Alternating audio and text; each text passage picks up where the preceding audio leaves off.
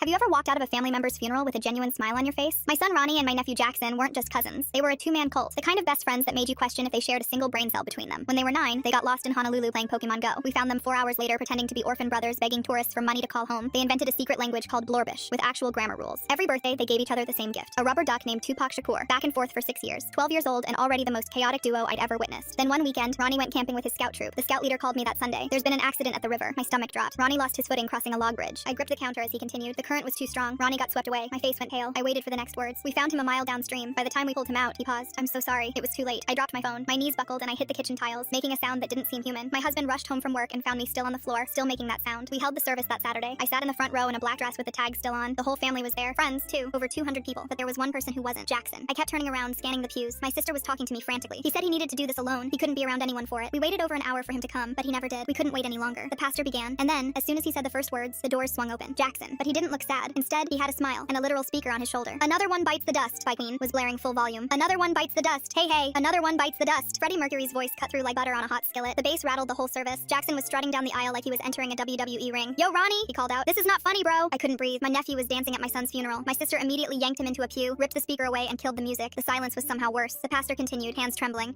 Okay, we shall now start the service. But Jackson couldn't stay quiet. Every few minutes he'd yell, "You'll never beat the Irish," an inside joke between him and Ronnie, or start singing, "Give Jellyfish Fields a chance." Everyone was staring at him, angry, disappointed, confused, and in shock. But no one said a thing. No one dared to. How could they? Then suddenly, Jackson stopped making noise. He sat in silence for 20 minutes, then looked up with these teary eyes and said loud enough for everyone to hear, "He's not dead. My best friend can't be dead." Everyone's anger towards him shifted to sorrow instantly. We realized Jackson wasn't being disrespectful or playing some game. He was a 12-year-old boy drowning in denial, or so we thought. When end of the service came, everyone lined up to pass the casket. Jackson stood up too. My sister tried to grab him, but he pulled free and walked toward the front, towards the casket. The whole room tensed. What was he about to do? He reached the casket, looked down at Ronnie. His shoulders shook. Then he licked his finger and shoved his finger in Ronnie's ear. "Wet Willie," he yelled. At a funeral, to a corpse. The whole room paused. "Jackson!" I screamed, running toward him. The pastor dropped his Bible. Grandma staggered into my uncle's arms. Jackson stumbled backward, howling with laughter. I was about to tear Jackson a new one. Then I heard it. Someone said, "Wait, is Ronnie smiling?" I froze, turned back to the casket. My son's lips were twitching, corners pulling up. He was fighting a smile. Ronnie, his eyes shot up. "Goddamn Jackson, the Wet Willie? Really?" He sat up in the casket. The church exploded, screaming, crying. Grandma hit the floor. Jackson collapsed on the ground, laughing so hard no sound came out. Ronnie climbed out of the casket and grabbed him by the collar, also laughing. The pastor stood frozen like he'd witnessed an actual resurrection. I grabbed Ronnie and pulled him into me so hard I probably cracked a rib. Turns out when your son literally comes back from the dead, the first thought isn't how. It's "you're alive." I finally let go after what felt like hours. Then I grabbed both boys by the collar. "Explain, now." Jackson wiped his eyes, still wheezing from laughing. We made a bet. Ronnie said he could fake his death and make it through the whole funeral. If he won, I had to give him my PS5, the one I won at the gaming tournament. Ronnie grinned. I was so close. When I realized he had everyone fooled, Jackson said, "I knew my only chain was to make him laugh. The Wet Willie was my last resort." I stared at them, these psychopaths I'd raised. "You realize," I said slowly, "we were going to cremate you tomorrow." Ronnie's smile vanished. Jackson's too. The room went silent. Ronnie looked at Jackson. Jackson looked at Ronnie. "I still want the PS5. Absolutely not." They argued about it for 3 weeks. By the way, we're suing the funeral home. What kind of idiots don't notice a 12-year-old isn't actually dead for 48 hours?